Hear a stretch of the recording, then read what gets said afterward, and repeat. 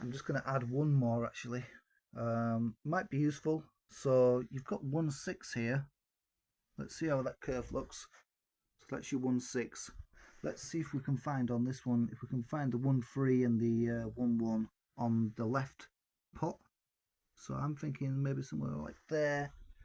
What have we got? Around here. Still 1/6, surprisingly.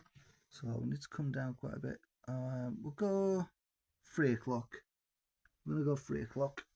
See where we're at. Oh, exactly. 3 o'clock gives you 1/3. Easy to remember. Great one to know. So if you want to use your left pot for those mid frequencies, you can still do it. The curve looks pretty much exactly the same. I'm just going to go about there, see if we can get 1.1 kilohertz. Classic. No, we've gone way under. So that's slightly 900.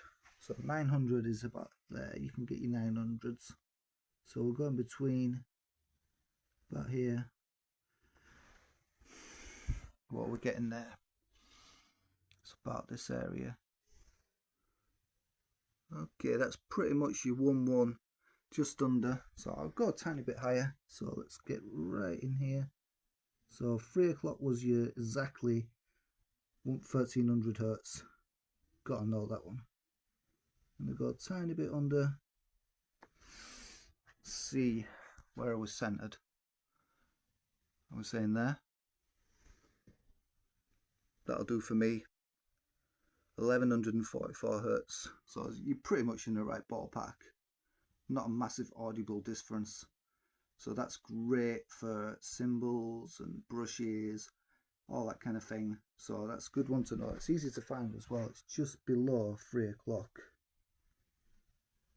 So yeah, that's the one you want to be aiming for. So it's good to be able to do. You can have a choice, and you can use the left pot here for a bit of 1.3. You know, give you classic Stones sound. You know, that kind of 1960s sound. Boost that on some of your drums, and then also you can really kind of go right up here and say use some 8K, get some real kind of presence and really, you know, get some nice kind of air to it. So, and that's how it looks when you use two together. It's quite nice, you know. I'm gonna bring it round and see how they interact with each other now. So if I was to bring the left one, start bringing it round, see how it interacts with the other one.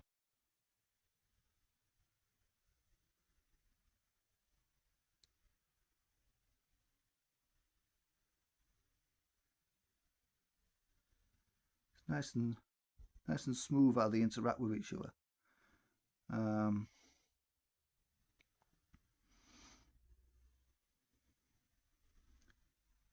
Yeah, so I thought maybe when they reached the same point that it'd almost kind of double the amount, but if we're both, if I set them so that they're both at the same frequency, so this is the kind of as loud as it gets there now. I mean, if I bring that, it doesn't double the volume when it gets to the same frequency. It increases it slightly, but it doesn't double it. So you can't use, if you use both in the same frequency, you can't use it to get more boost than you would be able to normally. It just blends together quite well. It'd be interesting to see how that sounds audibly. But yeah, that's something I didn't think of to do before. So that's how it affects that. And then if you bring in the presence, which is the far left one here, so the top knob there, just like that's your treble and presence and that kind of thing. So see how that interacts. If I start to bring that up now, see how they interact with each other.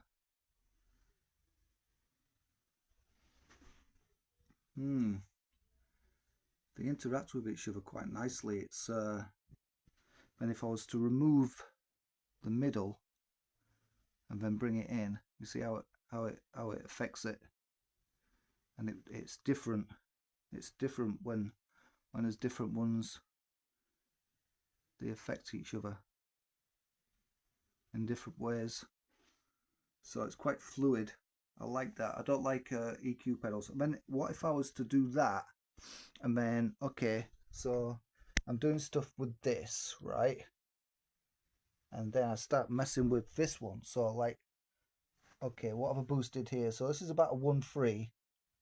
We're boosting, let's just boost the 1-3. So just that one there.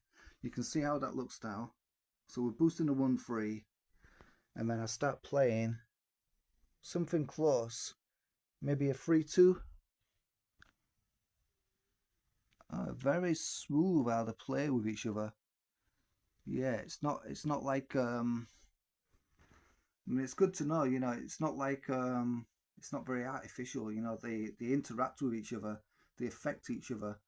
That's what you want, really. You don't want it so that, it's just a very, rigid thing. They, see, that's if I boost 1-6, so I'm already boosting 1.3 there. I mean, if I boost 1-6 with the other pedal, it just reinforces it. So they're so close that it kind of actually reinforces it. I mean, I'll boost 800, and it's like it's a part of it. It don't just take over. It's like fully with a part of it. I mean, 400 there, 200. It doesn't leave gaps. See, when you're using your this pedal on its own, and you boost things that are two that are next to each other like that, they leave gaps. But when you mix frequencies from this one and mix frequencies from that one, they interact. They don't leave gaps, and that's very good to know. So yeah, I've done the experimenting, so you don't have to. You can just sit back and watch. Yeah, and thanks for watching. Goodbye.